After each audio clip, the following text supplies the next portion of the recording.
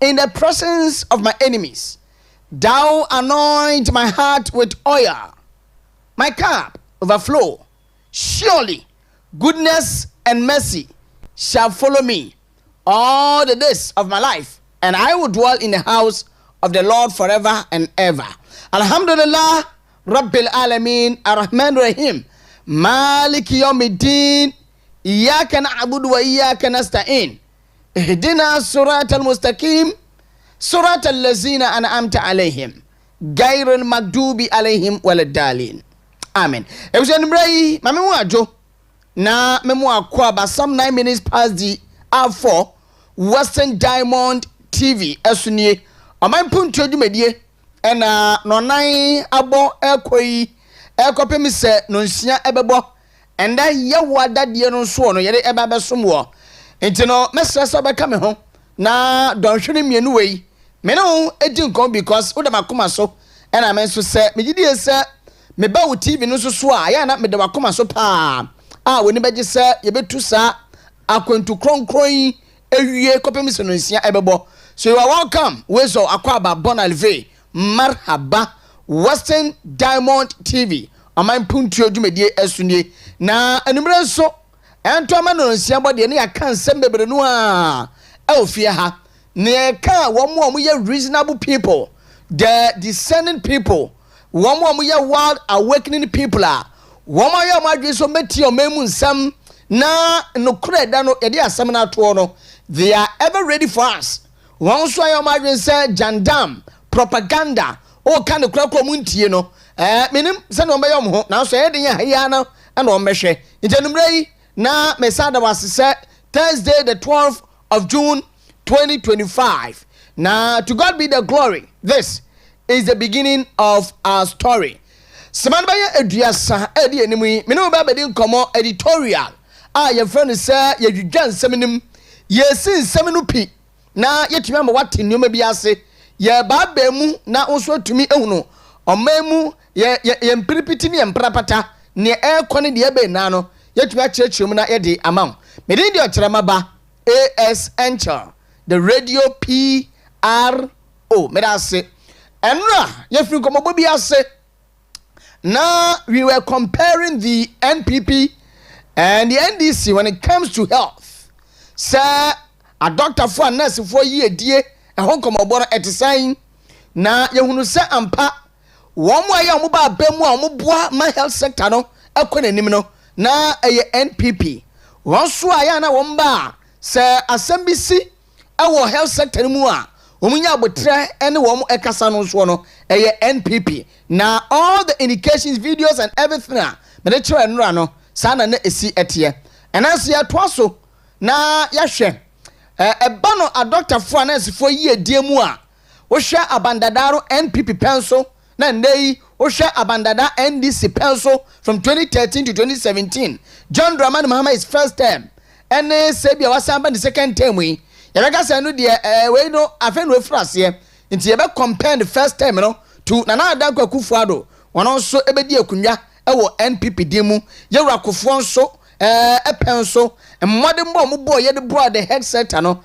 ye bedi sa enkomai na ansa no me frase o me pa chew ma me picture edikan na me fendi komo bi matetetete na enam social media no so ebinumu etwabo owura yire perpetual ofori ampofo ye the president for Ghana Registered Nurses and Midwives Association. Into no odisa atwa kana na screenshot no ebeto so. Ankrofo etwabo no say we English among from constituency chairman yerinti. Ana wa sheda ena wo ye biribi na wo de tia NDC aban. Mambacho me pese otu ho asese. Ghana Registered Nurses and Midwives Association. Ebono apomuni afemu a womu enye politics regardless of Obana waye one more president no ne relationship with NPP constituency chairman English among from sabi say kanisa akra no a say Kofi your friend said Chibane onkwanya ho kwan be ware efia koto anu ye NPP ni enso sabi den sa ware no mo ware Median Phantom. And he said, no crew a NPP constituency chairman one. And interesting the Juma warrior no, the condition of service no, Mano Enkasem. So on your screen, where you made a tea as some cry, Mawo Biano Enkasa and Chamamano da because one way the Juma. So November 2023, 24th November 2023, Ghana Registered Nurses Midwives Association unhappy with government's discrimination against them in waiver of vehicle import tax. Now, me bacha for second one to us the continuation. No, now me can be the November 24th, 2023. And a Ghana Registered Nurses and Midwives Association. Wamu penny and they what that's why you penny and they and this for say. Wa penny for the year dear and in the man for Najima for Wama Mushana say why kendinino wa penny woman year dear one somebody am a woman and they and this for by Bemwa. One say my mini NPP ni and and a war incited those violence and on a man for no more a year jumano.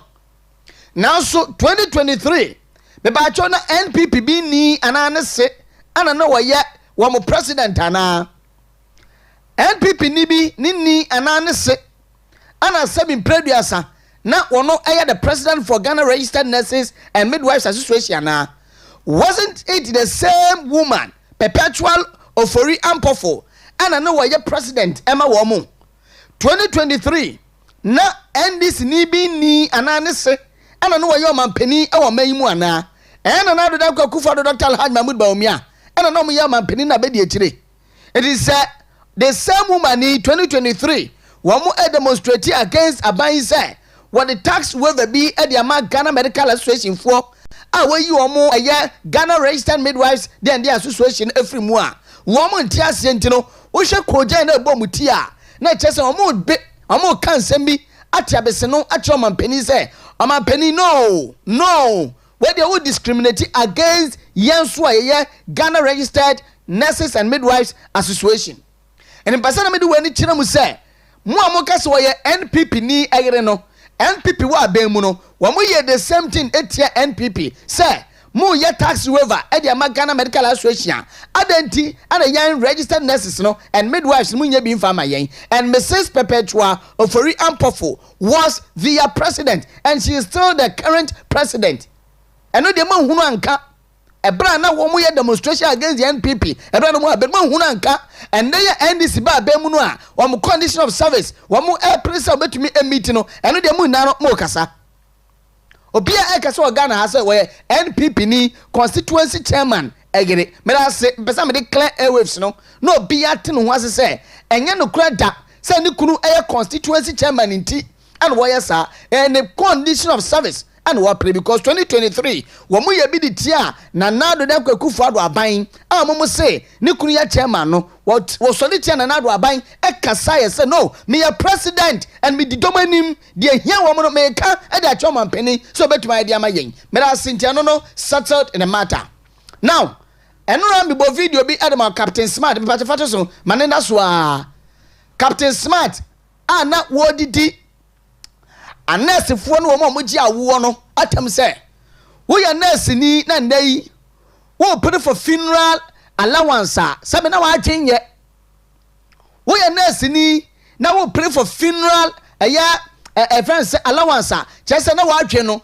crazy and agum and those were the words and what Captain Smart was saying and was on aso yay we ya nurse ni na wo pray for funeral allowance wa bra 2019 for a my school tifia ya eduma ma wo mo wo pre allowance wo si funeral allowance wa dwen ya eduma na enura me ka se mi chiro se NDC for our attacking dogs bi ohunu wa mo attacking dogs bi enkrama bi a quote and unquote say eto de adin a wa mo bie wo mo ba bonte be kaka nimpa some attacking dogs and backing dogs wa mo enkrama bi a wa mo say eye tema wa mo a na wo ja wo so mo empo Ghana fo ebra na do da kwa kufa do Dr. Alhaji Mahmoud Baumia no ebu o man the same Captain Smart akɔkyere anɛsefo a wɔn awie sukuu so yɛ posti wɔn awie sukuu a yɛ posti wɔn wɔkɔkyere wɔn kɔsesa wɔn firi yie o ɛna ɔde wɔn bɛtena ne TV station no ɛso sɛ mommra de momɛsungu aban ne tiri so mommɛsungu Nana Addo Dankwa Akufo-Addo ɛne Dr. Mahmoud Bawumia etiri so wei de mɛmo abɔ no full ɛde ama me and saa ɔbɛyɛ a wɔka sɛ ɛkɔtena TV so wept uncontrollably o control no kwa na nyɛ yie sɛ impo no na ka health minister Dr. ne wura Kwaku Agyamanu enka wodi on post wo mu mpo na omunya adwuma no se yɛntua mo kampa a wo mo do mu ntumi ne aba no ɛntwe do mu hia ne sɛ maso madwu wo mo no mu sa no pa mo sɔre a wo mo kɔ adwuma ɛna Captain Smart kɔfa wo mo betena TV no so ɛna mo di nkɔmɔ na mo so mo kan ya na aban yɛ de fa yɛn yɛ sɛ wa fa yɛn in a way sɛ wo mo ma aban no ayɛ tatantan sɛ NPP aban no ɛyɛ meka ne sɛn wɔyɛ obi a wɔntwe ne nimpa ho an insensitive government saa na mo adwene mpom no esitie mombra mo metena se mo kasa mo kan kye aban no adente mo wie school na onfa mo na this and that and they know say answer before bi no there should be a financial clearance answer say be ho odi betumi nipa 2 nipa 3 nipa 4 nipa 5 answer aban no through the Ministry of Health I'ma go ahead say yemfa wo mo na controller and accountants general department on wo mo na mbra mu bi ama sabosome so a wo mo so kakra wo menya no yade ama wo mo. Captain Smart knows of all these things obiani mo my Ghana mu ha but because of hypocrisy datwom say yenya bribi ngu aba no finti wo mo kofa wo mo betena TV no so mo besungu NPP aban tiri so international ni no so abaye eno besun ye edugu NPP aban ni tiri so say mo mfa yen ana NPP fo so wo mo bobo ana wo mo fa wo mo afa wo de tie so ne wi a ne aba betie mobo na inde wo mo aye ene ne Captain Smart wo ka kire wo say wo pray for funeral allowance no wadwen ye adwuma no yentie nkomo no na ye meto aso a sakokadwuma menu wo de nka wo ye mi kro ni o ebia nka ye betina simi one on one abusia ebia nka wo ye mi busia ni onua enti de akoso yi won say ana adana mon kasa mai adana mon kubi ye de ye si ye mpe bibia ye nim say ye wura adwuma no mu a won ya ta man so ma tia ye nka mon fa ye wuram ajenje na ye jin ni so na ye tno embra for my ude ye hia ude mo sisa ye ngum scan ni wo ye challenge mo anya ye ni mo na deliver it's okay na di mo ye wai na di mo ye we'll be back. Abusa for her and I'm doing something na AC na efuwi na no na efuwi and we show video ya old video and then na no efuwi esi send be bi kaka say and na no ya video old video na Nana Addo Dankwa Akufo-Addo pencil and okofa saladi betra o say mo beka ngum ana lady nso be sun ye na wakatira ban so won sisa wo mungum okay so Captain Smart say mo meka na saban no so atie because wakana ba na ntie a wabeka saban no insensitive wan twini mpa ho afei aban ne famu wie ya na wotua mo kabusumi bia mo makoma tomu yemu a just allowance enya makatuo just allowance aban no no tumi afa nipa be 20,000 30,000 etua mo kabusumi no allowance kakanu a awasa NDC aban etuama mo no and they the same Captain Smart akwata TV say madwin adwuma na mesese obofo hunter so wonim say kokuo no obawi ni ti a na ko huhun yie so obofo nim say kokuo no obawi ni ti a ko huhun yie no wonim say no ne betu na bia no so no wonim so wonim a na ko ho sa kokuo ni tinu no yie sa abrante bi ya mans kase won kosi dan wo sinta tantan wo disika ni bia no wonim say dan no ye si dia cho no just allowance na muntuama wo mo no afei some person okofo mbetre TV so a wo mbesun ya no ma aban no NPP aban ehu wo mobo efa wo mo adwuma mu no enei allowance muntuama wo mo no de Captain Smart say won ma adwen enye adwuma a problem ye ne how amanyim but ne ekoso no expose e bi no hypocrisy ne ekoso no it is exposing some people's hypocrisy omunya atumsu a omde te omanyim na ye de no kra na wo mu ne beka de a kire wo so wo ka che NPP aban say they are insensitive government because wo wie school a wonfa no wo wie school a wonfa no aban no fa no otuaneka allowance kaka na muntu ama wo mo no eno no eno ka che ni pastor na adwen adwuma me ba cha fa Johnny Hills so de an fa fam mame the same platform eno ameka no ha ena wo ma se da akofo wo mo e de wo mebegu so say baby aduru ni o but this video was during the era of Nana Addo Akufo-Addo and Dr. Alhaji Mahmood Bawumia. Me bo video enra. And I'm reminding you said near course e wo Nana Addo amembo na bi nie. And these people no wamom person man be ko nanim, wamom bo man man ko nanim. Aye stomach direction no and ye ko. And it say Nana Addo na ba mu di yankase Nana Addo ne oye no enye. Say Mahama ba mu di yankase ne Mahama ye no eye.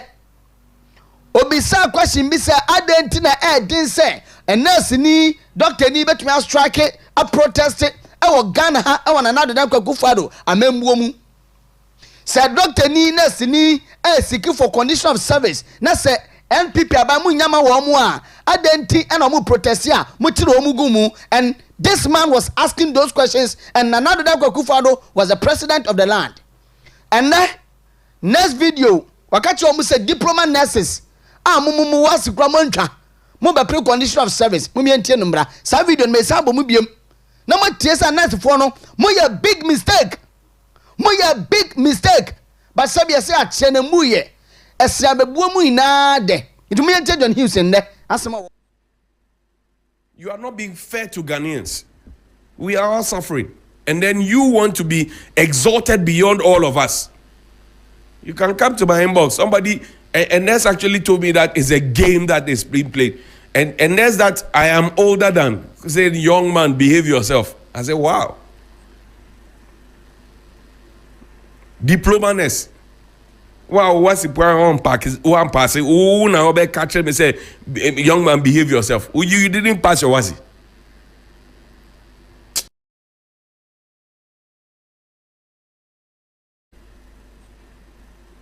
You are not being fair to Ghanaians. We are all suffering. And then you want to be exalted beyond all of us. Timasum. Sama bum bum. Mo wasi kwa mpasse. Mo a diploma nurse. But nurse ni ba ku be reply na no hear me for now. George Opare Addo. George Opare Addo.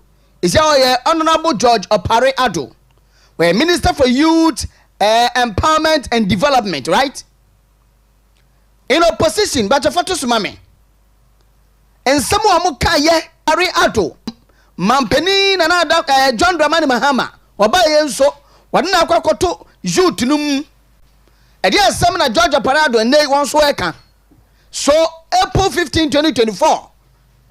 And wakacha next phone say Adenti ena NPP amanyoku no. Mutrimu tesa because you have left the nurses and midwives unemployed while healthcare sector remains understaffed. You leave nurses and midwives unemployed while healthcare sector no so ababediye wabe nhuye and it will come be say what is support and nurse for and in George Opare Addo I will say because we are embebunu minister embebunu ina anase for mu protesti wo mu na ye embebunu for mu nye oledi en olumagu gifo no a muso mu di wo mu eba be so manan no enye wo mu a we ye embebunu fu a wo mu sine de wo ka bi e de support anase for emprempren mu adian na George Opare Addo wo ye ena me ka cho say ye ba be hwe enoma mienu NDC ni NPP emprempren mu adian na George Opare Addo wo ye ena me ka cho say ye ba be hwe enoma mienu NDC ni NPP wanum ena se eba no amembuo mu a anasefo titru Ghana registered the health sector no NPP and the NDC me ba cho mu ye die keka na me meka ebra no ko ntime bu no maba miense bi so omuye die keke not the entire health sector no but one more personnel no omuye die Ghana Medical Association a doctor for one Ghana registered nurses ni wa obi a omuye die no etisan na koma me ni wodie no ebetra wo se eba no Ghana amambo mu a yewo osi ade ayo tie nie yewo osi ade a oyo je fa no osi ade ayo ene yewo obi se fa no osai ade ayo ade no ya ayo no wo sai no and NPP is the osi ade ayo and NDC ye osai ade a ya ayo iditie de ntia make sa but for screenshot to so mame John Dramani Mahama 2013 2016 2017 obe Oman Mpuntuo will cancel the nurses and the teachers trainee allowance. We are aware. It's NDC for almost 30 years. Almost 30 free school mu. Baby a nurse for no agent and almost 30 edi free. Why I cancelled nursing and teachers trainee allowances? Mahama explains, which means or cancel nursing and teacher trainee allowances. John Dramani Mahama until wo ba be put to me biem no was say the entia me cancel no me first time no enu no nie ene John Dramani Mahama asema na wo ka afei and this for atcha mo bobre when it comes to nursing and teacher trainee one mo tete ya nia otumi aboa ma wo so mo ye die ehia wo mo right from the school afei wa cancel wie ya hwe ne NPP for ba yo meye edebo nurse for next one NPP for ba ye no and restore the teacher and the nursing trainee allowances. Tibajo yaro fatu so mame. When I screenshot in tiabon papa ni akwani atenase. NPP ba ye and wo mo ebe restore ye edma wo mo say. NPP trainee nurses commend Nana Addo Akufo-Addo for restoring allowances. Entino John Mahama e cancel ye. NPP ba ye no and wo mo ba ye don betu mu enchene. Ade ema wo mo say Manya restore so October 7th 2019 and NPP restore the teacher and nursing trainee allowances. When it comes to school side now NPP enya take back on honum because woman restore the allowances edema and nurse for now yanko yaman peniko for a pencil yaman peniko for a pencil or ya bi or the import waiver no not this one yes import waiver. Sir, we are doctor ni nurse ni nurse who koyi wo shine every reporter. Jawo eto bi adeda da so.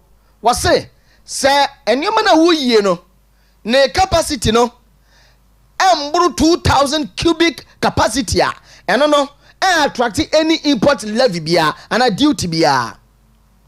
It was sure the governor of Bank of Ghana then Yera Henry Kofi Wampa wa chechire no membebrebe e de che die ntia na one person mo yesa next slide yaman pani kufo sabre no aka kire nse sane be ya a nurse fo ne a doctor fo so ye die e be kwa animu ntino ana wo de sa tax waiver no e de ama wo mo enti sa wo ne ma bi edi fi abro kire ba titru asan ne ade no a wo de eto bi de da so na se embro eye 2000 cubic capacity na ye be de free so it's beginning January 1st 2014 the Ministry of Health will start implement. Okay, anyway, the next one no NIA. But follow number na mame mpacho. Follow number na mame. Enti no Yera Kufuor epenso. E no tumi bon homoden. Ana waye den. What this tax waiver no edit so. John Dramani Mahama His Excellency ba ya first one no then phone that so no. Ana no ba ye obayi ni na edit for 2012. 2013. John Dramani Mahama beginning January 1st, 2014, the Ministry of Health will start implementing an order from the Mahama-led National Democratic Congress government to scrap the waiver introduced by the New Patriotic Party, that is Kufuor Epenso. So Mahama scraps import duty waiver for health workers. And it said, Osi adia yo ya adia na osai adia yo ababe say enuyama no. The edikai eye nursing allowances and import waiver ni na NDC for ba no ma bebe yi edi free wo na Addo Akufo-Addo ba ye ono no so be restore ye edema wo mo say no so we health worker na who you nyama bi fi porta yemamu some duty waiver bi ohuno na tsene ye rakofo ye no yenya mfama mo saa afei wa ye ya na NDC fo so eba abemu a enei Ghana Medical Association fo so abo ntrene say womo person no mampani etena ase nti omo twa krata e de bro mampani say mampani yen tax waiver ya abandada ne de ma yei oba yei opese wo yi di firi so yɛnte aseɛ nti ɛpɛ yɛne wo tena ase na yɛtumi adan edi enkomo even COVID ba yɛ no His Excellency Nana Addo Dankwa Akufo-Addo etumi bɔ mmɔden ama 50% allowance on the basic pay of health workers, frontline health workers. Say monye na mo fa ka ho na when ye incentives ane tax waivers a mede ema mo enti NDC de wo mo ni record bia when it comes to health sector no say yeboa ma anesefo ene a doctorfo yedie etumi akonanim but ofa slides ni bituto so mame to omani track record bia. So this is the letter from yes Ghana Medical Association ebra wamo check krata de bro mampani on the 2nd of April catch and say mampani obi tumi bua ye amase yi ehyen every porter yentua eto bia emodu na wo ba ye enye sa na tie wada ma ye konesan ye besi ehyiaw ne ane udi nkomo na yetumi ehunu se wo ba implement biem anasa still na no wa suspend enye dwuma biem ana nti ade na ne nua pipi ne ba ye no wano no ba ye no eno be yiye edi efiri wo nti Ghana ne awotie mi Ghana ne awohwame wenu eyen sanda ho ne nyina so a wo betumi de nyina so di nkomo be bibia obekobia se ebano health sector no a NDC record a wo no eyo osei ade ayo it is NPP for be shisha na wo mo no aba be se no sa na wo record e wo health sector no esi etie but the ebufu ni se eduru se ye ba beto aba pa na afai wono mate agina John Dramani Mahama esa ba be ka kire 2020 say ni second coming no anya ade a obe cancel nursing training allowance biom but just screenshot na radio now they are to so dia mame say eduru aba to bra eno na NDC fo etena say omo dwuna nurse fo ho omo dwuna doctor fo ho no ma ba be ka kire say oh yakọ enim no mutuma ebiemu a anya ade a mo allowance no ye be scrap de free wo. So 2nd June 2020 ebra na John Dramani Mahama no 12 June wa ba be place obeyo mampani biem and wo ka che nurse for mo gintitie say I will not cancel allowances for trainee teachers nurses in my second coming. Nti anana ho tiro na eso mo bibi na wutumi eso so ano Mahama so won yo na mom say ya ba beto aba biem dia and wo dwene ho say se moto aba man biem an the second term no anya de oba den obe cancel allowances no ebiem na nurse for na bonsima ma no hia no okọ oba no oba ye no matro kan prekesen no asanuama no asai enuama ejana me no wodi nkomo etre omu amahunu se eba na health sector no a NPP a big track record na NDC dia record ni se ne NPP baby omoba no ma ba be se no ye begina we so yabra no ko na yadane ye ho abeba you're Frederick Boyne a communications team member for the NPP in the region watena se bedi nkomo don hwere kakra ede ye nimu ebo no nsia ebe me so and for text message fabra and a WhatsApp message 0248 071174 0248 071174 na yetumi njebre na yenkenkan enfama but asipi metwam ho abesisia. Why is it so difficult to demonstrate or protest under the watch or under the leadership of a so-called human rights lawyer and a serial demonstrator, Nana Addo Dankwa Akufo-Addo? Why? Let the records reflect that since Nana Addo Dankwa Akufo-Addo became president of the Republic, nobody has had the opportunity to get close to the Jubilee House to present a petition to the presidency. The worst case scenario or the best scenario is when they send my own Ghana brother, Deputy Chief of Staff, to go and meet people at the Independence Square or Black Star Square to receive their petition. That's the best case scenario. One would have thought that in the Fourth Republic, you can come to my inbox. Somebody, and Ness actually told me that it's a game that is being played. And Ness that I am older than, said, young man, behave yourself. I said, wow.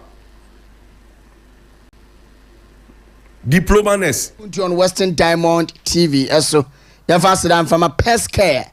Na pest care ehwen yado ahodo bebrebe a wo kwai betumi ato yade ndi fro wade amawo because ye ho no me den ka chese ye mfase kan ana yenye operation so ho ye vitamins, minerals and machines and ye adwuma to ko pest care no aka che doc say wabasel baje wa yerhwe na cardiovascular diseases bia say bia yade bia wa komam o de na sexual weakness, penis enlargement o person berma no ye pagem na ye puti ma wo a eno so ye ho adwuma pa diabetes to na stroke, stomach ulcer, mo amose enhihye yi STIs ni ade yade ndo doso awo ho so problems ni na so ye ni edi fro wa unemebu ana odom pemu ho aka liver problems ni ade na no menstrual problems ye pest care Takoradi ye wo Anaje Queen of Peace direct opposite the Gwel filling station 0530122500 0530122500 and 055773855 and I say 0268 477660 pest care quality health. Dr. Frederick Boyne atena Doc, good evening. Achamba, good evening. Bokode nyame adumo na ahonu so e nyame adum yesi o ye pa member muhu fire na blow in the atmosphere na fat ya Michelle papa tim kada sisi anaba kada region ha. This media has become the only standing media that speak fact to Ghanaians. Sure. And member what you are doing, in fact, it was very impressive. Yame, on show ankasa. Okyeremaba. Okay. Now, say no krena the yeka. Because when it comes to health sector no comparing the NPP and the NDC no teacher ban on conditional services now. I am NPP here like unless for a doctor for who ya wo mo pa SN the NDC. You know, fact obi aya aware. Obi o fi bi o hwe bi aya aware. Yes. Ochamba. Yes, sir. Before ebeba more first topic Accra to discuss. Let me take a few minutes of your time. Na men fan market circle asam. Okay. For the traders in market circle. Radio on any radio no nko. Anka Okyeremaba ke boy phone line to ma. The calls you receive on your phone lines no. Okay. Chamba ko beji winsem. What is happening around market circle? I wish them may say that echo Jubilee grounds. Yeah. Anka ebetim akko market circle. Na etim so akko akafa interview. The opinions of people who are going through the cruel leadership of Lawyer Fedu. Hey. STMA mayor. The wicked leadership they are going through at the hands of Lawyer Fedu, STMA boss. Okyeremaba, it is so worrying. Messi said nkofo humo kroma. Okyeremaba, they beg me as if they what them cow.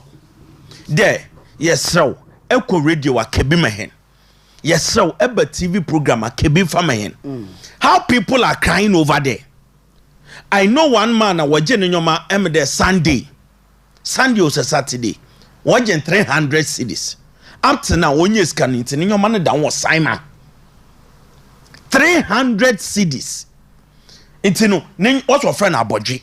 Okay, or friend Aboji. I am speaking with fact. Or friend Aboji, watch in your ma only 300 cedis. Now, confine in what go around market circle when you're 300 cedis. Like sales, left alone profit. No, I could feel. And I feel was anyhow and saying. She me nim di ntia momo yes because madam for back so on permitting me mboni di ntimi mboni but otonton home use ni amane ade nkonwa ne tables ni ade a ane fridge part ni o se na nsi o me fa ne ni ama na me se adan but wan kire mu no sereye na me de me so metwe mu koye 300 cities what for when your man but mon can the enti omo yesa so what's there or pavement to do but now they have gone beyond the limit of pavement. Mr. Woba, the traders in market circle will speak with truth. Adia STMA said city guards and warrior. And I know that it's under the leadership of the mayor. On it in a warrior them. And in this is Saturdays and Sundays. Or do Sundays in pa. And when the stores go on back Sundays. Yeah. And in a echo store and any put a display when your man watching. On your pavement though. I'm a market second away to when I want to on tomatoes. I support. But to go beyond the pavement. Now, edge your bin in your mouth. Much work and what's a Sunday? One junk of one you make 20. Be under 300. Go find when you're demiscan. Many more money be on it. But what on carpet or on it? Ebonde if you no entrance one. Mami be a one washes in your mouth for more than best 7 years. Only pavement. Last week Saturday, me ba krom no kofi no. Me nyankwa me kechi no. Moko was ma me no abadia. Wa best saw ni nyoma. She up to now ma me no because of 200 cedis okotie. No I feel that ya abadala. Anima, since your city guards need to me jina market circle mo about 10 and I do 10 o'clock. 10 o'clock. Abraham people near Hono. They went into an agreement until 4 o'clock. They allowed them to come to sell. Because we do market circle nothing but on a day bro. Yeah. But now 10 o'clock, city guard or down in a market circle. Since I know you need 2 hardworking MPs. And I'm using the word 2 hardworking NPP MPs are working behind the clock. Do benya Saturdays or Botanade, Sundays or Botanade. No waiting what so time another. City guard or the market circle. Okay, but report here in Saka and say is your Kromu declare Thursdays and Saturdays as market day. Ama a woman be call if I can say Paragrant. The paragrant new Takoradi kind of son. And no was ana ye can me no it was a mijama o can won't be but unless myself no me ten you maybe as answer because sometimes no uja market to me no so ne ade a omutumi ye no me ma ne bodo so when I work hunu and I wouldn't say and no there it's not on the pavement ten I fully support but almost so now so I was say almost no mo kasa market to me no yes and I support yes I support but the instances I'm talking about on your market women and pavement no yes. They are going beyond the pavement because 300 cities now what generating now they have had some audacity bia into Mr. Ochena no bomped Ochena now next week call with your guys to make one-on-one interview now say Eddie Agra Mr. this and Kobe phone lines now to ma and the kind of people who call to complain about what is happening. Call with your cameras. Me, I will show you people or places that they go and the people are complaining and suffering. And this yanto abama on wombo gunjuma or Takoradi. Yanto abana mo one day wombo gunjuma e Takoradi ha. Very well. So they should be careful how they are treating the common trader. Oh, Kofi Anfa Biskan from Kofi. City guard the Jamaica Secret 10 o'clock. Now you bring 7 pay. And not 6 o'clock. And they are suffering. Ajamba. Timesrel. Mate, so any common starting free and Supreme Court ruling now on the bar ye. And final NS Yakumi at the end of because Osha a year could the High Court dear can say only who restrain who ask be a member of Parliament for Akutia. So I think Mr. N.S. Yakumi father and Brofoni de Musupa and prohibited application Supreme Court blah blah. So February 19th and also file a application was Supreme Court and by 4-1 a year majority decision no. Omo to me aman ho kwanse now. Obe to me akọ member Mrashibedum fie kodin dumedias member of Parliament. Wutie nkomo na ekoso na ne lawyer ni ba ko kasae. Ana omo ka say Osha Kutia one ankasa na moto abebia na obia pass through smoothly. And your NDC ni no de your NS Yakumi court no. We be di on the 2020 to 2024. On our member of Parliament after Ama said you know ene Baba Jama no money ade. onim de ntia ama we ne de ase wonten was because 2000 vote difference de edia no betumi aya aka kire me say ye toma na wontia ase 2000 vote difference en no kra ne ade a yame adom bibia aba na wie ye me ni komo kakra ho Ochamba yansan so nchi a wahwefo nyinara you see with what is happening sanke indeed say NDC parliamentary candidate say onimde case obowina and NDC as a party they will fight more than what they are fighting but they know that they can't win this case because extra vote margin now over 2,000 and when the time NPP call Supreme Court our election petition they told us that elections are won at the polling station and what evidence is your pin sheet until me name the pin sheet on now cutting or electoral commission woni bi ana NPP yeni bi menim because if the pin sheet electoral commission wo NPP ye wo and sema ye wo electoral commission wo na NDC parliamentary candidate no wo bia then it is worrying because all the pin sheets show the results show that indeed NPP won that seat. So I don't know why Ogudu take them steps no. Anopemte Gary Nimako. Yes, that's the lead council. Yes, that's the lead. No today. Honestly, he doesn't know what the motive of what the NDC parliamentary candidate is doing. Okay. Ebia onimde. They make contempt na wo file e wo high court. Yeah. Ebia nkobe ye djuma so that anke NS Kumi ebia wo bo converting. So converting the crowd but just that no more train for sentence. Yeah. Into no shred anke sentence ni be ye djuma so that wo bo buy election. So ko buy election anke ebia NDC being a ruling government would have used their influence to win that seat. Okay. But Garin Marco say one day them also no only a training impo. Now one young lawyer or friend that opera on your discussion be concerning them court case no. Okay. Now or inviting it to his office. No kede. Why the one file the main application no it was Supreme Court. Just they had a long deliberation. After no file the main application it was Supreme Court. Sure. Now, as a Supreme Court ruling now, it clearly shows that the High Court judge wanyene juma ye. Oh, okay. Wanyene juma ye. That's the Kofori High Court judge. Kofori High Court judge no wanyene juma ye. Because the fact of the matter na ordenenim no. And the Supreme Court crown application akada ho. Thinking there he will allow the judgment of the Supreme Court and son will proceed with case no. He neglected the application and not the Supreme Court. Now he went on to convict NS Kumi. What Supreme Court was hearing a case. In terms of Supreme Court, one of the judgments in the High Court judge, he's no more allowed to sit on the case. Okay.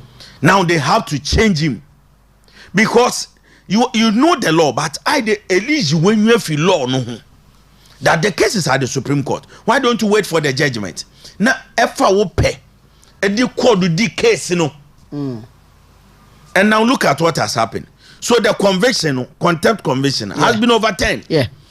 And the High Court judge has been prohibited from sitting on the case anymore. Okay. It's in the moment now Kwame Kumasi kesi. Yeah. Now Olbisa Garinima Kode.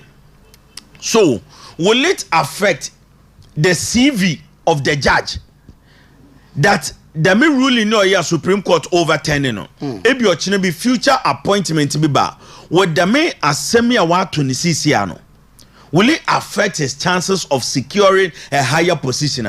Na Garrison he doesn't know because a High Court judge, you should not be making this blunder we are talking about. Inti sisi no.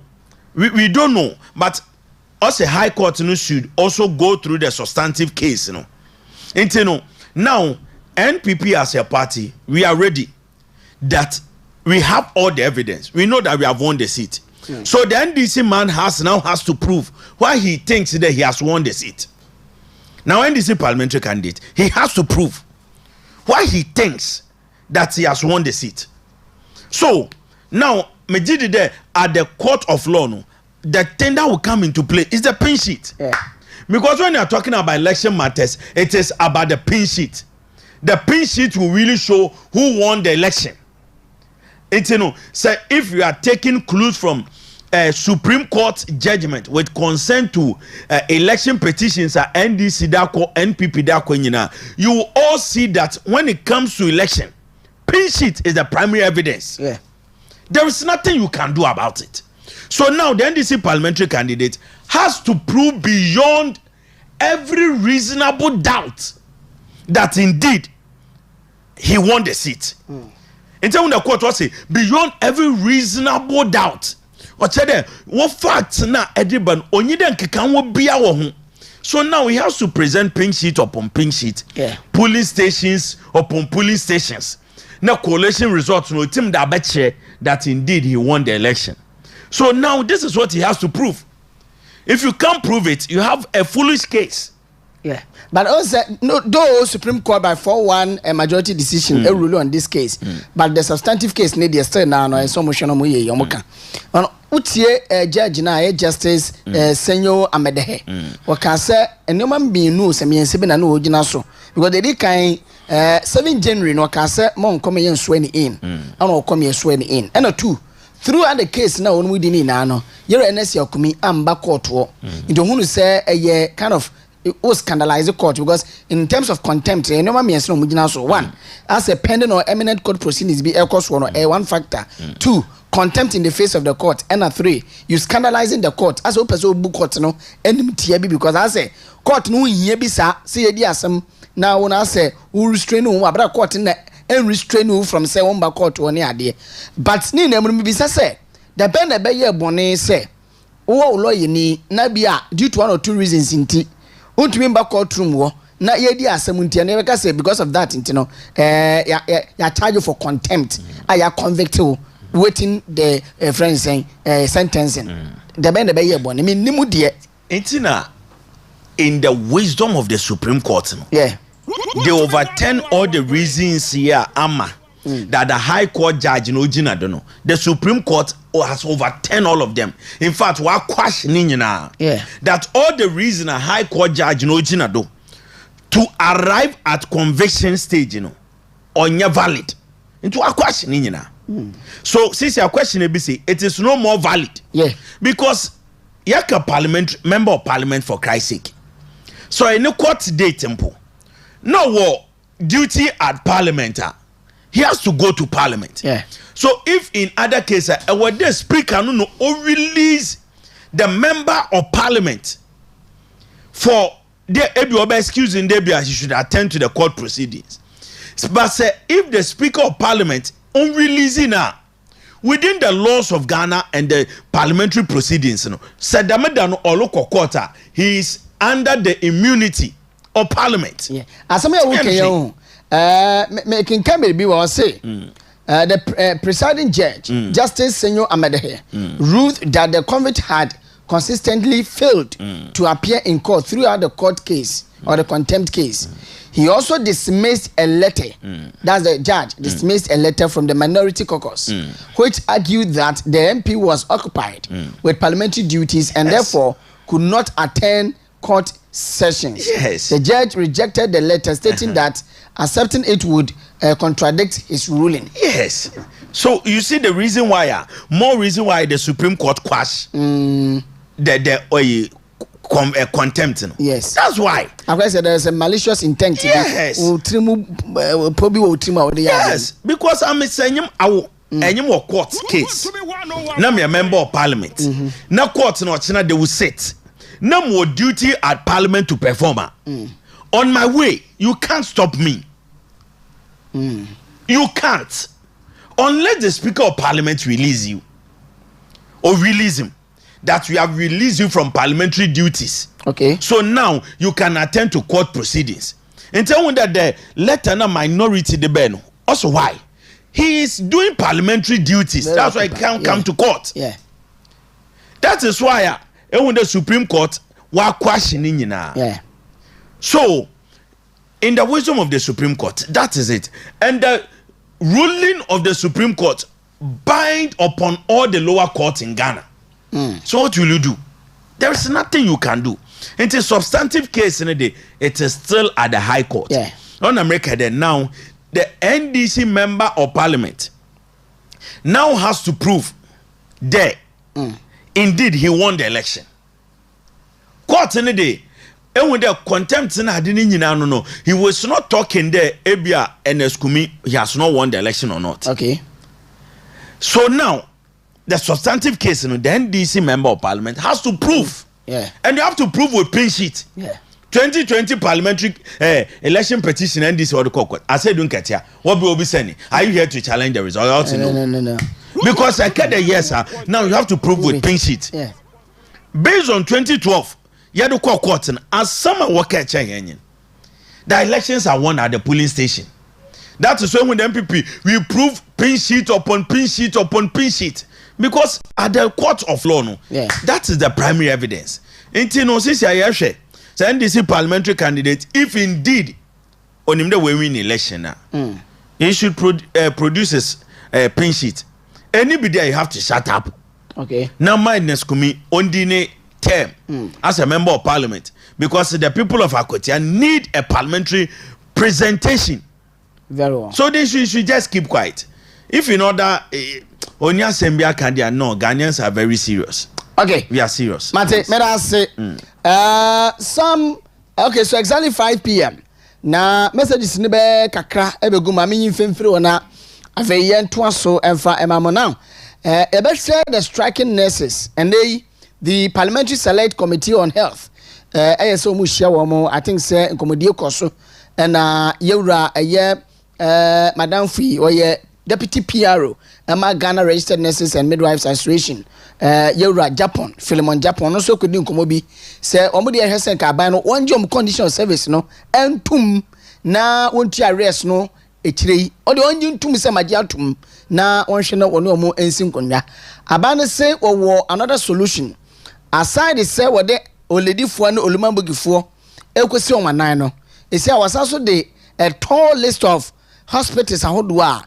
No, omone anes for na kasa say mun konko edwuma and also say wo mo no motumi I improvise mind dey wo motumi ye edwuma enti no yeduru a it is hospitals no at the better screen is na the amount okay I say listen to cry of the people. What type of president are you who doesn't care about nurses and midwives? What type of president are you who doesn't care about poor Ghanaian? Okyeremaba, President Mahama spent 250,000 Ghana cedis at funerals grounds last Monday, but refused to pay nurses and midwives' demands. People are dying. You don't care. Oh God, save us. I'm Sakwadi Opoku from Kumasi Kote Extension. Also, there were they Abba Enye. Good evening, Okyeremaba. NDC has nothing to offer to Ghanaians. Let us pray for Oman Ghana and people will be bounce back better. Special greetings goes to National Chairman Chairman to me any regional women organizer a year Augustina in Katia. Saint Okushambo say good evening Radio PRO.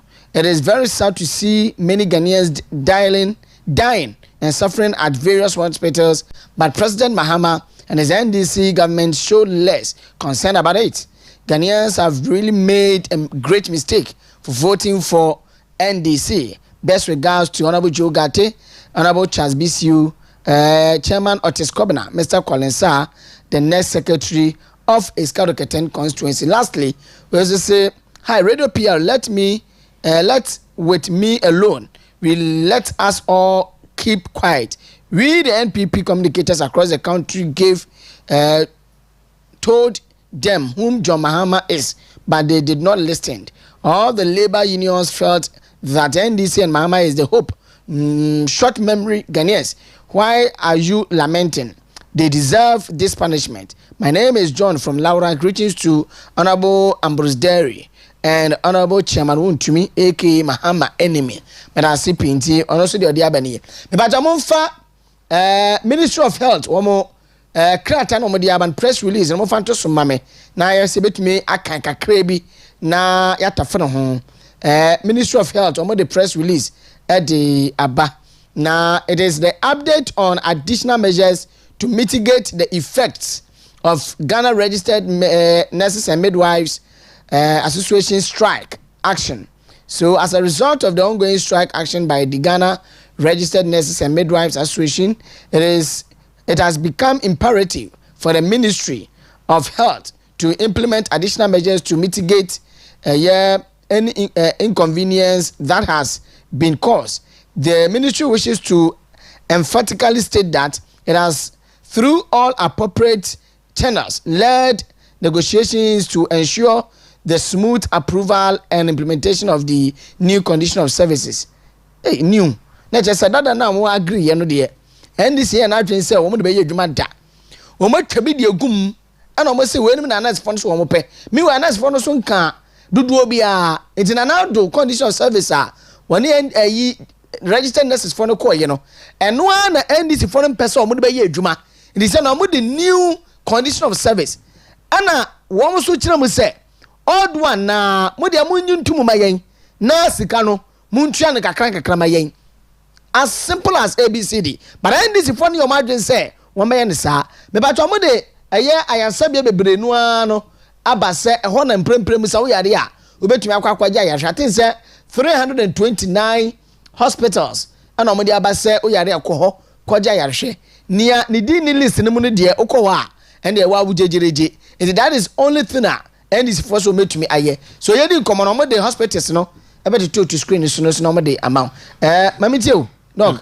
Okyeremaba. Yeah. Before I start, my mama in the Ghana cabinet minister. Okay. Nti health minister Meta Akando. Yeah. Salary oji. Na condition of service onya. Where ne salary na. It is within 30,000 Ghana cedis and above a month. In time for 30,000 Ghana cedis. You're health minister, ne salary 30,000 Ghana cedis. Any allowances or duty allowance. That is 50% of the basic salary. 50% duty allowance. Eba your special allowance. 30% of the basic salary. Entertainment allowance. Entertainment. 35% of the basic salary. Clothing allowance. 10% of the basic salary. Constituency allowance for ministers who are MPs. 25% of basic salary. Any privileges. Fully furnished accommodation. Or car, a driven car, chauffeur. Transportation or free fuel. Meta Akando.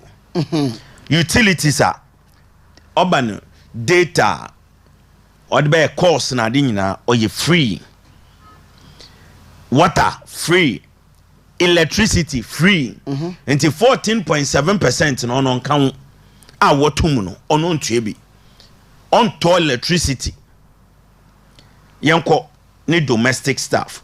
Or one cook. Aban otua ne kaw nimpa kura oye de bana aban otua ne kaw owo one steward obi a obosonsoman ebi obo bejeje ne nyoma na ade dame ono so aban otua ne kaw onfa nimpa kura or one gardener obi obodo do ni fie na ade onfa kura aban botua ne kaw free owo daytime watchman obi obohwe ni fie anopa onso aban otua ne kaw free.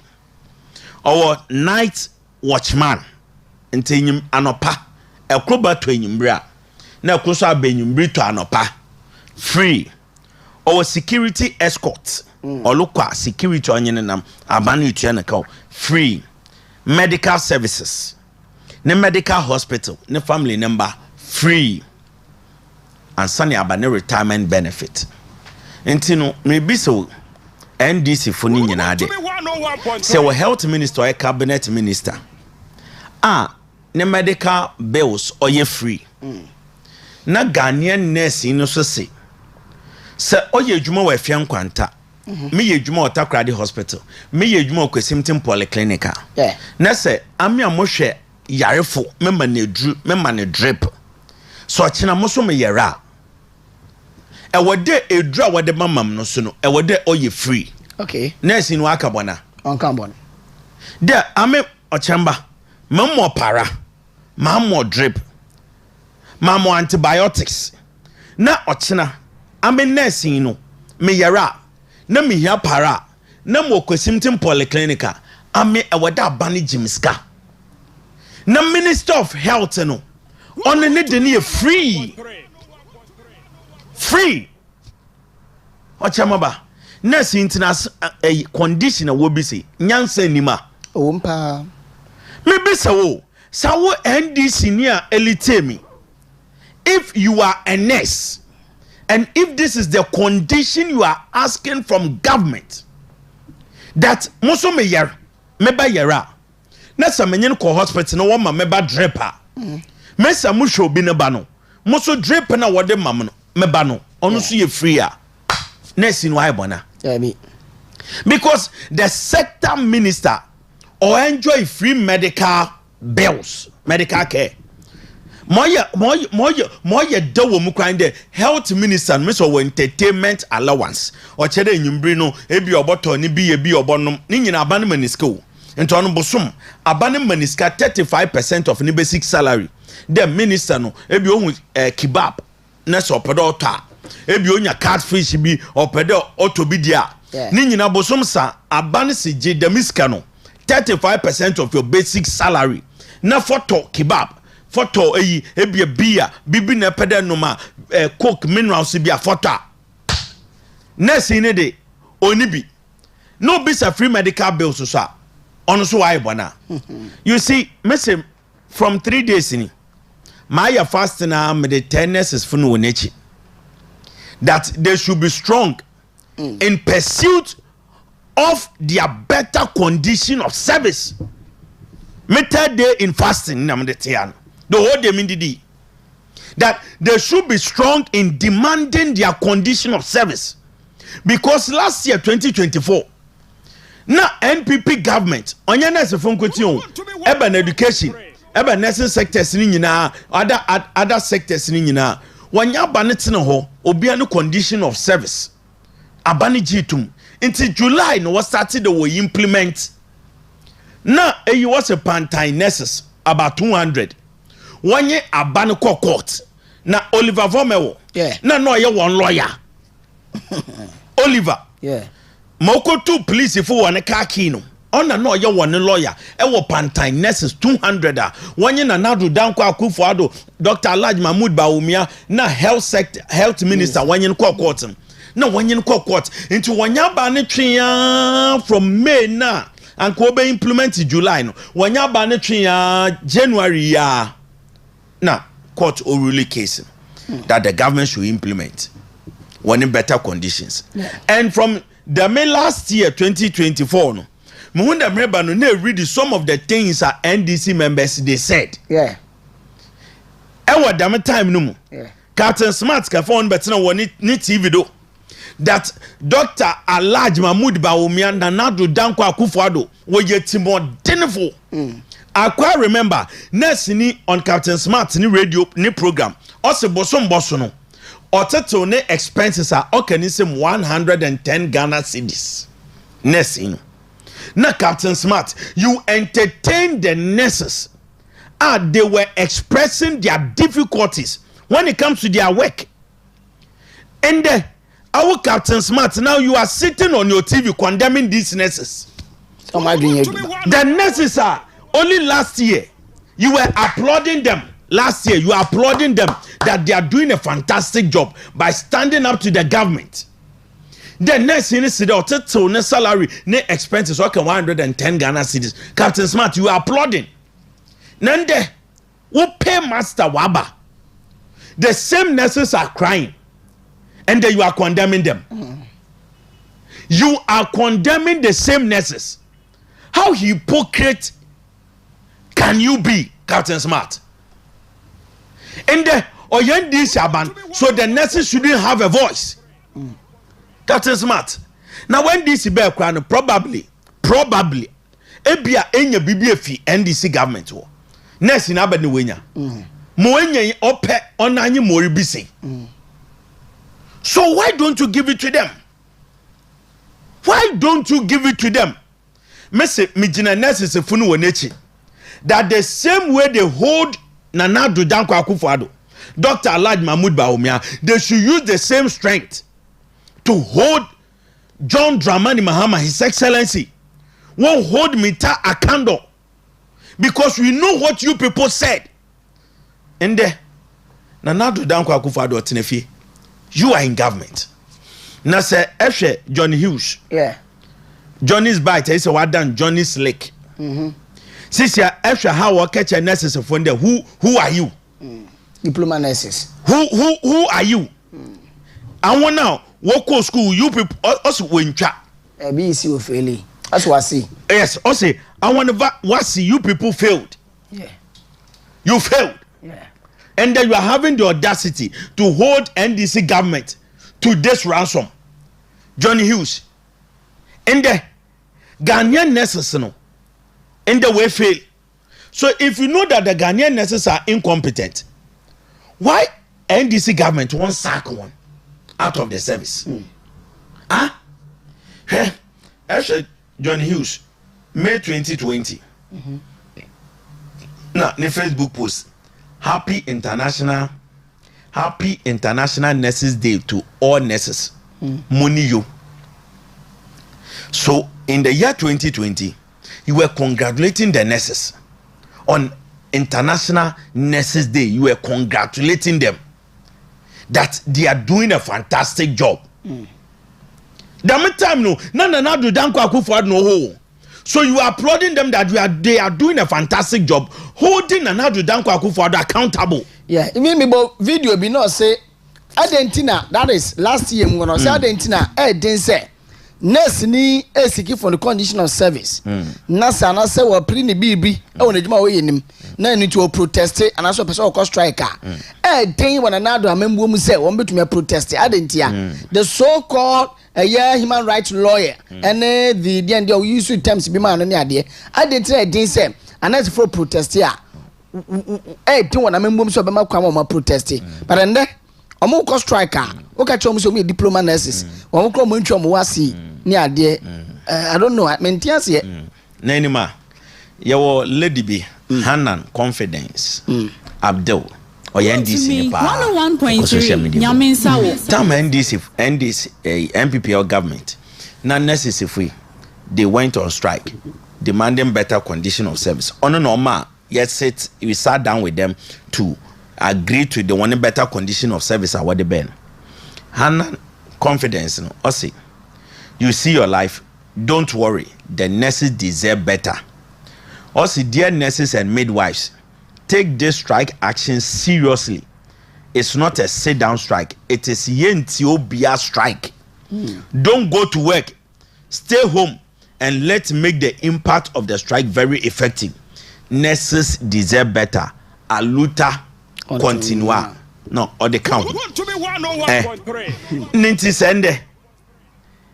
Say JM, young Papa JM, NDC government, they are in power. The nurses are also on strike. So most of me catch a nurses from there. Dear nurses and midwives, take this strike action seriously.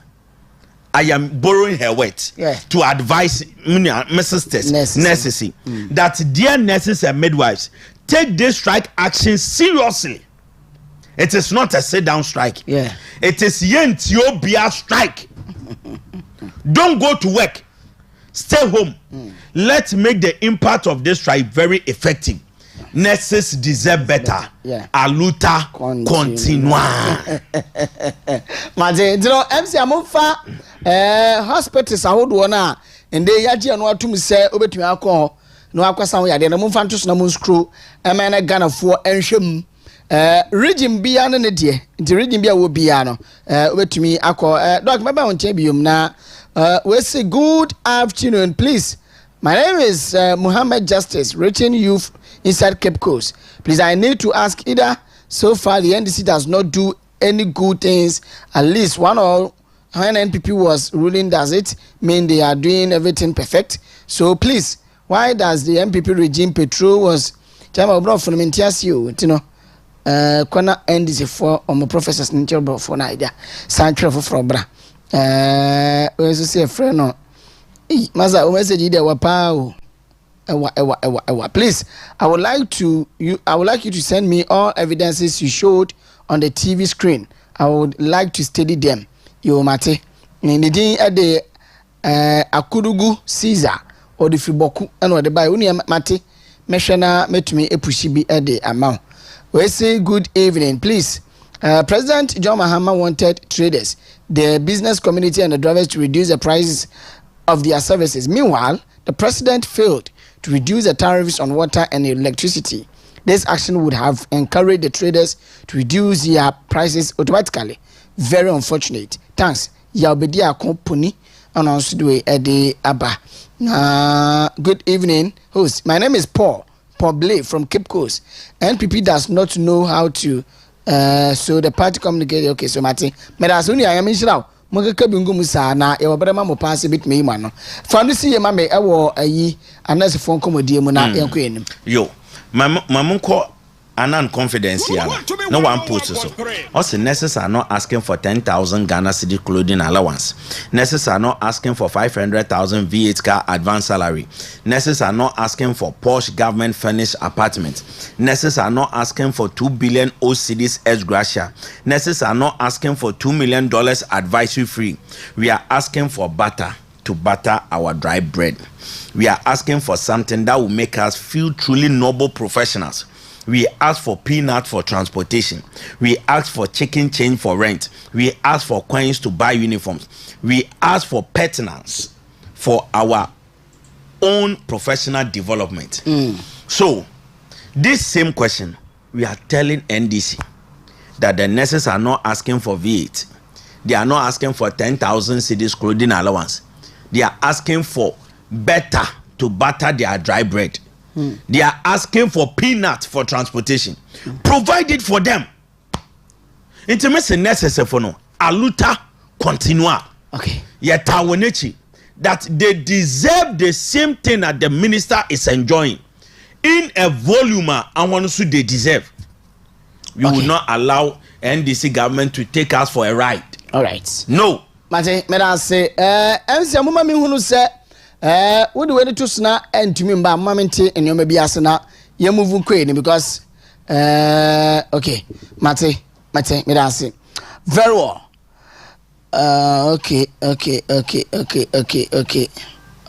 me queen now yensha endei ade e friend 24-hour economy in say no ye boss one Ghana fo bebere no ano eni age because ade ba ko ni nyina so ba ko a Ghana ni bia wo tie me ni wo hwe me ni oto abade ma NDC de be kasa no nti e ro de to abade ma no 2025 budget 11th March 2025 Finance Minister Koken Kai of Parliament House wakache say later omo the policy framework no ebeba na parliament ahwe no matena so na yewa gusitando de so aye na adwuma wie o the policy framework no akoma mampanin na akatu na brom ma yewura July enso mampanin e de aba betu yenim se hwe be July 1st ye de 24-hour economy no ye adwuma na Takoradi ne Tama port obe declare no as 24-hour port.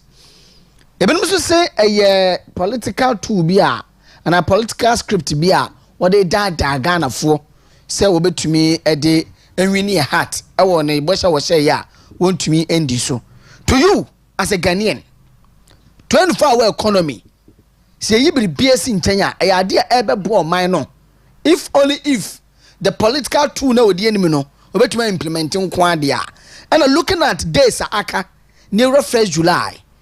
Would it be possible so to implement it? Takoradi Tama port 24-hour economy port ana yeni komo. Chamba medase. You see, NDC one political manifesto promise that they have failed on your 24 hours economy. Okay, they have failed. You see, Takoradi port says a running 24 hours. In what respect? Because you see, Dr. Alhaji Mahmood Bawumia, and when the World Bank predicted it, by the year 2035, the world will turn into a digital space. That is why Dr. Alhaji Mahmood Bawumia, in his wisdom, Kede, let us move Ghana into a digital economy. In terms of the NDC, Kede, Dr. Alhaji Mahmood Bawumia, we're going to have economy, since I'm digital. Because he wanted us to move our economy from manual to digital. Because the digital economy, it brings more volume of money than the manual. Okay. Into January 2023-2024, Wabakade, most of their revenue generation was through the digital space. Okay. Intino, when say Ebano Ghana passport, it was moved to digital. Intino eto forms yanko post office bio. Echo DVLA, it was digital. Yeah. Go to our health sector. First, nekwa you folder by folder. Yeah. Dr. Alhaji Mahmood Bawumia yifu. So most of Ghana hospitals were interconnected. So if you have neko Cape Coast with your card, one medical records Takoradi, they can see it over there. Yeah. That is the digital space. Echo Porter. Port was moved into a digital space. Yeah. You can track your container, you can make payments through digital space.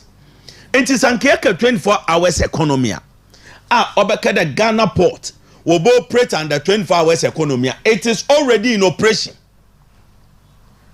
Because enyumbrino ebi opeda with duty in a you don't need to go to the bank with physical money again. Because the banks will not be operating 12 o'clock. Nina digital space now. You can move from your money from your bank account to the account of the port. The 8-hour duty. So what is the 24 hours coming? What is the 24 hours coming? In fact, Ghana is already under 24 hours operation. By courtesy of Dr. Alhaji Mahmood Bawumia. Since you have your passport and I do 12 o'clock, it's your passport application.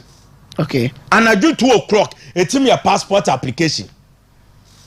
DVLA and I do 12 o'clock, it's me.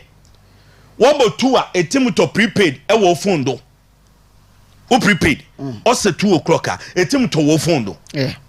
So tell me what is the 24 hours here? So 24-hour economy there to boost, revenue and also send them do because 1 job, 3 shift, 3 people. So no more part. I'm coming from the place, the NDC. They don't know what they are talking about. Okay. Because Dr. Alhaji Mahmood Bawumia is already operating all the sectors of the economy. I mean, I'm going to prepaid your phone do that. Okay. Last month, na me prepaid the same. Na me co-tenant. Auto no phone do. Na me bisa no. No so download the app no. Te me download the app no. Mumbo meter number. Idino meter no den waba. Do enala. Nanye na mutoi. Ambodi me use code no. Tina ebo code na. Yes. So you I want NDC member to tell me that which place our Ghana economy na Dr. Alhaji Mahmood Bawumia on 24 hours. On country. Then now do you have to go to post office and do 1 o'clock to buy passport forms Anna? Yane health insurance. You can renew it on your phone. Yeah. Without going to the office. It is your call under NDC. Na yaba health insurance office. Yeah. And when will be wofi dabwase. Yeah. Wofi agbuna kwanta. Na woba humache 3. Obebo renew the card and not buy a health insurance card. In there they don't go there. In the Kokwe, that place is totally dry. The office is just there. Why? Because of the genius of Dr. Alhaji Mahmood Bawumia. So President John Dramani Mahama perhaps does not know what he's talking about. And you will not sit down for him to throw words into the atmosphere simply because you want to say something. 24 hours is already working. Please. New Year every day, and some of for 24 hours. He is trying to run away from it. And we will not allow him to run away. Okay, the 24 hours economy over. It will be 3 shifts. Yeah. 3 shifts. Yeah. That is what Ghanaians are looking for. That the 3 shifts will work. Mr. President, this is what Ghanaians are looking for. a kede eba at the specialized meter at the baba under the 24 hours economy as a welder a bojaba bia subscribe to the 24 hours economy. You have that type of meter. The tariffs will be low. Yeah. You have forgotten that you have increased our tariffs by 14.7% already. Mr. President, we know that what you are saying are your political gimmicks. You want Ghanaians to see that you are fulfilling your manifesto. But please, some of us, we will scrutinize every word that comes out of your mouth. You will scrutinize every word NDC will say. And we will educate the ordinary Ghanaian to see that ebia obi o watama port no mbe ne ho. Yeah. Obi Takoradi port on mbe ne ho. Obi o nkeyi nyama ho da. Eke nyama ho a ebon there all the processing nyina or your digitization it is already there unless the container no ebi obobo edu no na why inspection no e ho no your physical presence. Yeah. If you may say be mo container no do da kono on no physical presence. But first na nke ye port in the machine port scan the container no. Okay. Until container bi won edo because the scanner has already scanned it. Into what's the digitization here? Mr. President, the ordinary Ghanaian and this worker there, why you descend into what two men this, you know? We are still here. Yanko Babyara. We are scrutinizing every activity of the government against every word you said. But for this, Mr. President, please, Ghanaians are looking for job creation. As to obey one job, 3 shifts, 3 people. Yeah. So we want to see workers at the port. Sesisia Ghanaian port workers and so what 300 we want to see 900 people working over there. Yeah. Then we can believe that what 24 hours economy has resulted in job creation. Okay. Meba sometimes I met one me din komo bia me san adwene manipadom say bia sa na me adwene say bia bi mo so bedwen because free senior high school me ye comparison be say emfa no aka kire me free senior high school na danka ku fuad ne ono so ne promise ba ko na mu du pa eno no nyame atom oba ba mu no and first year na yeso in September 9 and 2017 was started say we implement a free senior high school. NDC ekasa because no one say any policy framework biya from the inception period in conceptualization inception period no o man dwin bibia na dey say ya hye ho bonti ya implement it edu baby no mo say esku nkwada nkromodia no medi kra ye dey am wo mo na double track bi nso abemu ne ade so there were challenges yeah free senior school no o mo say NDC for the say etumi encounter here but man nipadom so na ekɔ school no appreciate ye pa obi de beto to this a year 24-hour economy who say adan so ntini ye ngya na John Mahama so won implementing the policy on so can say wo bo obeye na aka be 2 weeks 19 days bi July ebe soin 1st July ebe soin na nke ma no kwano no so no enye the 24-hour economy na ye nhwe say mistakes bi be mu so a na yetumi so abashe hono so say so odi obeye ye mistakes abemu nie sometimes we be say comparison no can we do that say ebetumi da toton you see say ebetim da toton entim so mfon toton okay ebetim da toton de nyina manifesto promise yeah but entim mfon toton ho de the 24 hours economy no they have already said certain things that will function under the 24 hours economy. Okay. On the one, what's about me specialized meter? Okay. What's about one job, 3 shifts, 3 people. So at the port in Mpuntuo starting, we Ghanaians want to see that 1st July now you will launch it. You will see that Ghanaians or workers has tripled. They have tripled because I see the port will be running 24 hours.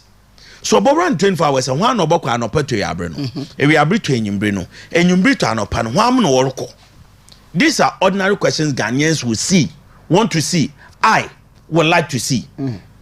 Enti no say if these things will not be there, and you will be telling me that the port will be running 24 hours, I na make sure there. I need to Takoradi ha.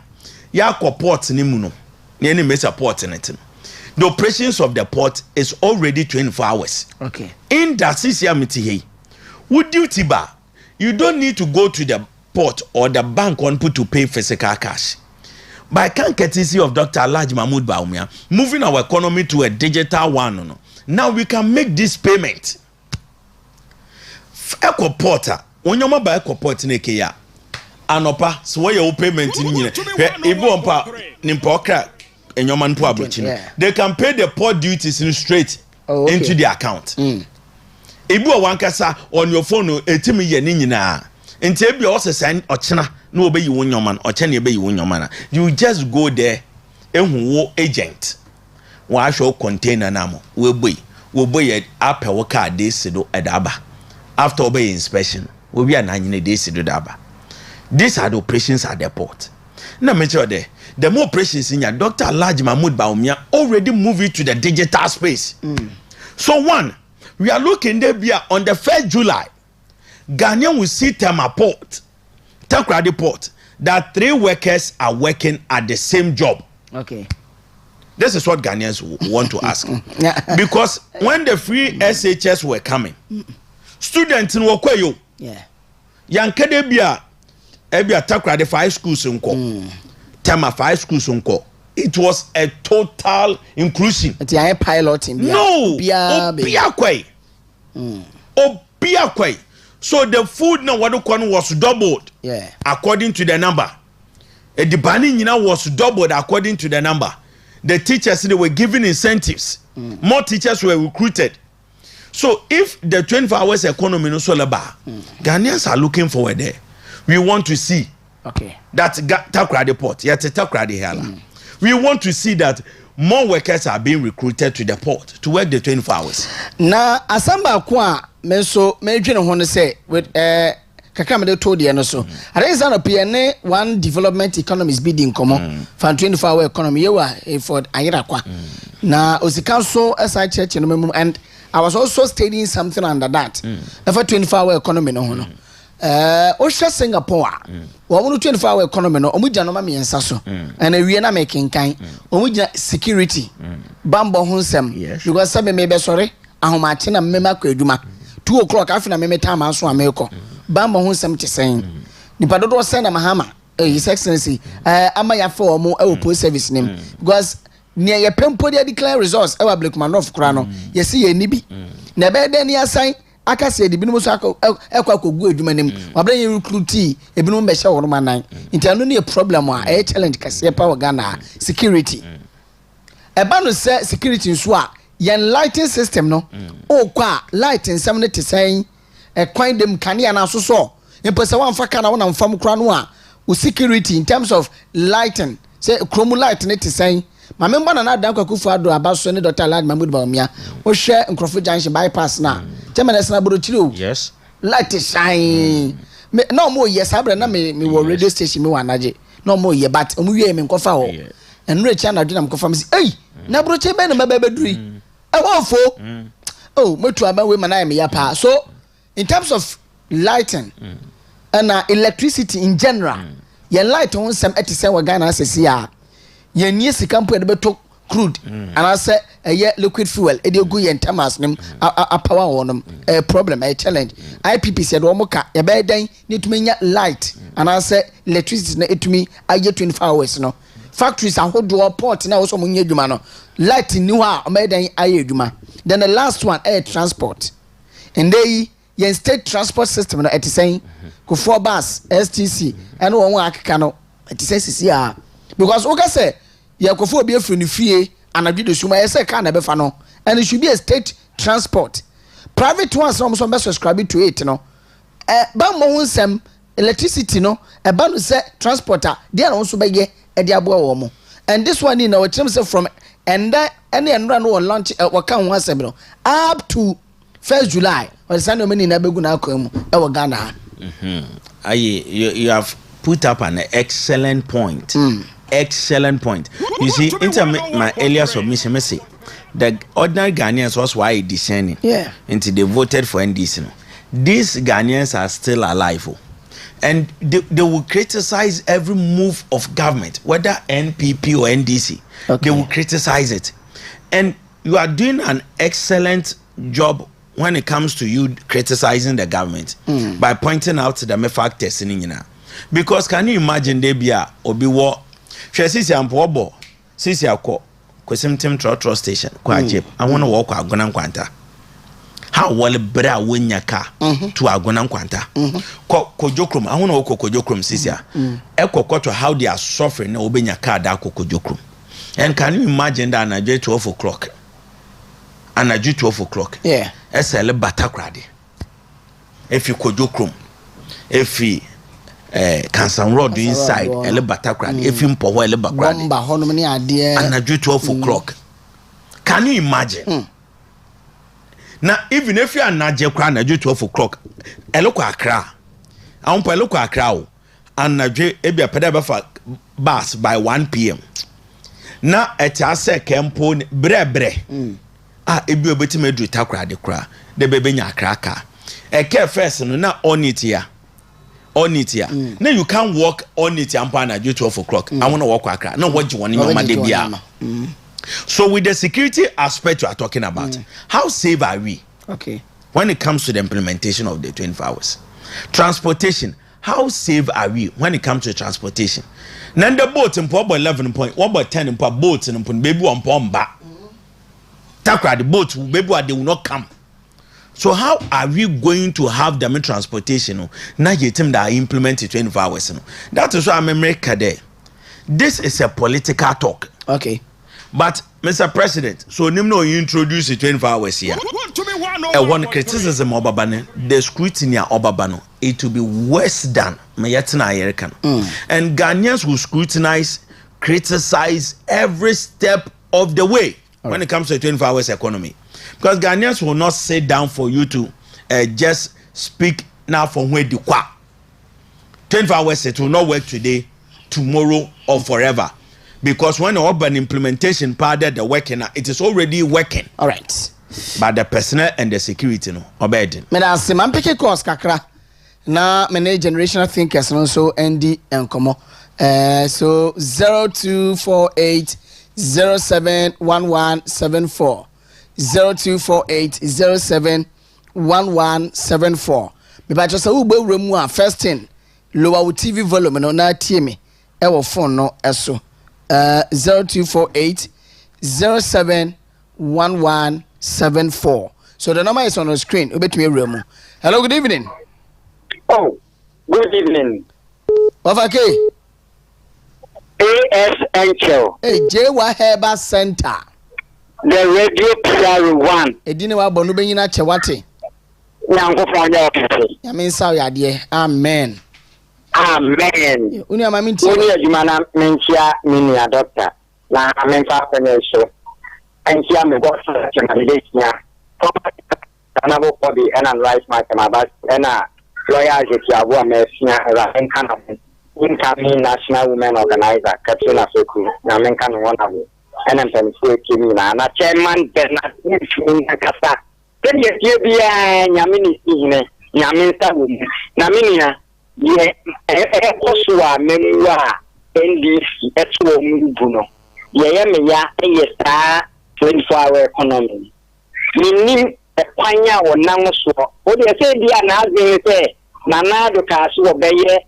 3 teachers oba ya wo ye iyi eni onu so aso obeye 24-hour economy enti obeye onye na minia mi busate demand ni wa hin government workers na say government companies no e wa hin individual no na we ready say oba the so department e say baby and workers yet here why not just oba the fa sister kan wa mo ma be ni ntana the demand na be free. It is not our economy. No, so say our yeah, but media the make us Ghana put and say, when you are in the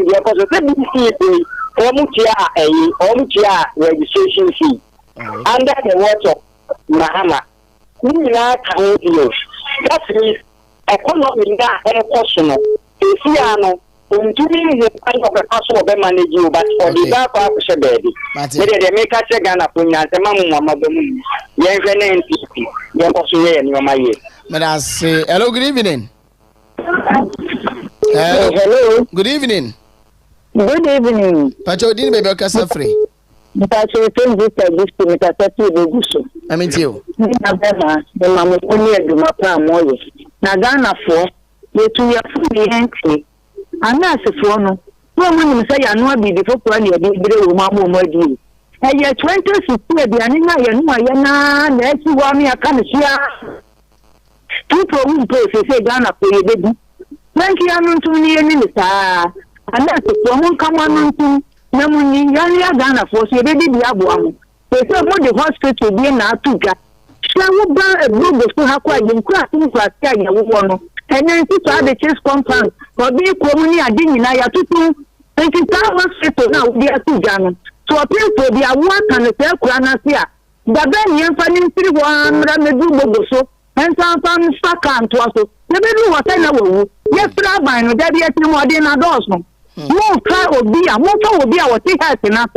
What my men in any more young, Missia who could join us if one animal because a human will murder. Sure. Then to an instead, I would say, or no more cassa or that on the water. No papa will be a palaco continental type of information. And you will be so say, I know. Yes, I am a baby. I give to that. Say, I mean, sure, Papa. Hello, good evening. My brother, today. I'm here to Bonobo Capia. Okay. My brother, Messi, I never born some decision to want some on one and born in top one also to pay.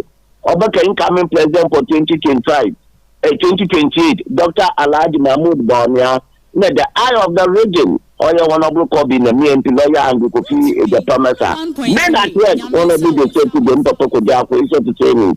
Na incoming national payment chama to me. Incoming national women organizer. Okay, Abima Pokuya Dumo. La min chum good kasi am kutum proceed for that. But Messi, ma menu one city me. Ma menu one city me. Ma menu one city yeah. No the make a match was the mamma. Only be piano bottom, okay, become menu. There, Accra or no for dinner some kaka. In the health insurance, a day in two, better. Walla, a day in two, a new way to insurance. About him, simple cry. Yeah, you know, don't about me in the company, registered companies no a renewal it's a woodem a to renew company or registered general yeah in the a pedal license without license here a do them able to renew port a pedal you in your ma my brother yeah your mama in Sebaka so can no go to why you know if it's the next fee some of the catch next for none of the Missy Riadi. It's one circle when important television. Next, to see the war, I don't want people to.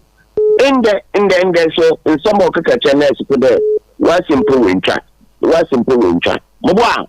That's where you see us for against MP. Buy ya. All year one allowances. The mamma told me, MP had the very well. In the future masters, many of them were from mobile coffee secondary school. What the quota be about. No so them from and say, "Hey, you the man." No so the open I'm going to school fees. Then let you know. Now I am young in the Western region. You must know no book of the Takoradi in the GMPC headquarters. Only GSPS wa. Share in the interchange. Brand secondly, the medical university. It's one can't. I don't know when the why yes it's happening. So this one. Now your mama. It's making pay that children of the 2020. Oh, and I welcome Pia. Online I drop. Hello, good evening. Good evening, sir. But you need maybe a free. Your friend before, make us a free Ezuleti in the western region of Yomora district. Hey, Ezuleti, my bayan one that's open you. New Day FM. New Day FM, that's it. New Day FM. Yanko. I want to make us a free. Every year, I want to make us a can make us about nobody can meet ya, doctor. That's the way. What would you map and Yamishano? not to be best na yama MPP communicators for na say obianka na komantu yem yen hye hode na amamu boni ekoso yentini yen resi ne yenka hwase na menua ye ka 24-hour economy a said ye ka say any on MDC omo ntiase because the way 24 economy is already operationalized. Yeah. Juma. And she ninka se michiro. His Excellency. O see, na no 1st July o be start 24-hour economy. Ibisa me ho say me am wo Jomoro district no. I mean me access to habo. E whatever and I say Takoradi no. Where am I getting my 24-hour economy? They are piloting it. Omo pilot. Minya, this is not logic. Yeah. When another started free education, the whole Ghana will be able to say free education is under a Wokwamo Yejuma. Yeah. You see, ye catch Ghana for or share your bossy or 24 number. Three people, 3 seats. One Yejuma. Oman Mpuntuo district near Swinyabi. Yamika so pa Medasipi. Hello, good evening. But your body baby Casa free. Jinaye mama wa na bodin. Your permit activity. Yeah, your permit activity. But your Casa free. Me Casa free Kumasi. Yen nkomo. Okay, you didn't go on to the more kind of NDC. Yeah. But you have almost meeting. I'm better to be ready in TV Omukusi. There's a better country to make country to me. But a matter. You're meeting. No fun, what actually. Mako meeting. And some of the two information of or maybe the radio TV to be careful. You yati. Yamen council pa medasi and information at the Abba. Hello, good evening. Good evening. Udi baby Casa free. About your Cafe Accra. Okay. Ajo body mama na miti o. Ambato me ka sefri oyebi ewo Accra media de ben. Ben mama miti o. Yadamo asepa we dumaso a mudi ewo Western Diamond TV nyakopon ohia mo prawo. Na se de ni nyom de kai ko oba Accra ya timu bi senu owa ka omodu we into radio. Awo Accra ba tifi o masa so e dia nai. Anything aban no normal all no every data a year opposition in there. Nothing so you can't let him na say mo shemo bibedi enche you coalition among carry a MPP aban na mo tumo whether mo sepa na say amisha so papa pampacho the issue of radio na ya tutu me no pacho mo mi ntwa so awai na ye na ye hunu de ekoso a friends abefo so em say let be abase man pani say Omo san restore obia de emfama no tino mumie ntwa no so. Hello, good evening. Evening, Bacho exercise. Yami ade me ho ye wodi baby okasa free. Bacho me di kukwa me kasa free we deba. Mami ntio.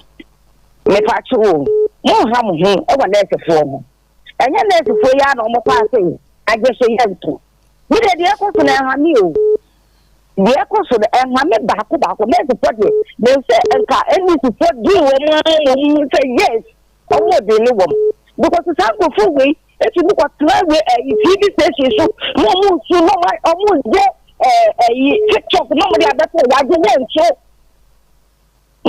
if you see e ku fado e mo mo dia e pro me say oba o de allowance ni ade de mama papa oba ye oje mama e ma ni yakoko me so mo ni di mu e ye school e to wo mu e fa wo mu ko ye juba ebi to so bulo ko kwado ba yo be proceed mu na what go for we am you grateful e ma ku kwado na na ya dumoni ha e na musu okay e be bo mo so pre be say o say ebi no ton den so bulo mate na mi no dia no so bulo e no di question eh na mpese mbise no a ebi so crack on plantain chips. Hello, good evening. Hello, body mama baby okasa free. Salamu alaykum makazo Amintio. Basa tungwa wakolo na mwaka wasa no. Ayafati ni aderani. Mentini ya wakani yeo. Monsieur. 24-hour calling no more no factory no more the Edi na mo de party rane. The 24-hour calling no more can 17 no. The factory me the run na factory be no ha. Factory. Na factory dia na ha be ya sa eduma no. Na ha bo factory dia no. Nti be de no mo aye no ha bo ha ma na ye.